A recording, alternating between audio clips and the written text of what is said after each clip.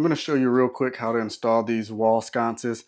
I'm using them in this little cubby sitting here behind me. First thing I need to do real quick is take off this mounting, remove the mounting bracket from the back here.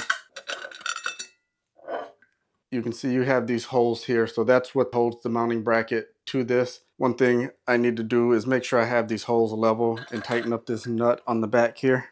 All right, with that tight, it keeps the light from swaying back and forth. The mounting bracket also has these bolts sticking out. You have a nut and a washer, so just make sure you have those tight also.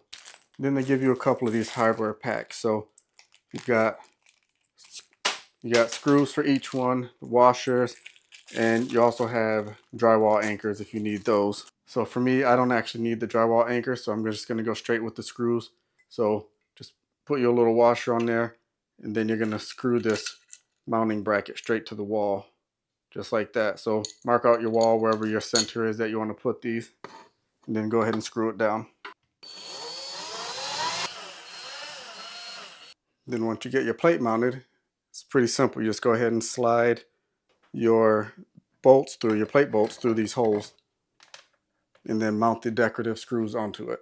And here's what it looks like once you get it mounted. All right, so we got one done. Now just go ahead and do the same thing with the second one.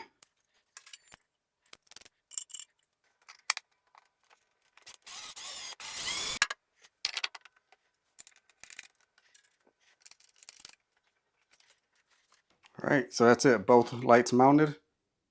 Then put the bulbs in. And just so you're aware, these bulbs do have a little touch button on the bottom here. All you have to do is tap and hold it, and the light comes on. So when you put them in, just make sure you put the charge port and the button facing up. This will sit on the base within the shade. So just drop it down through the top and set it. You can hear it kind of lock in place.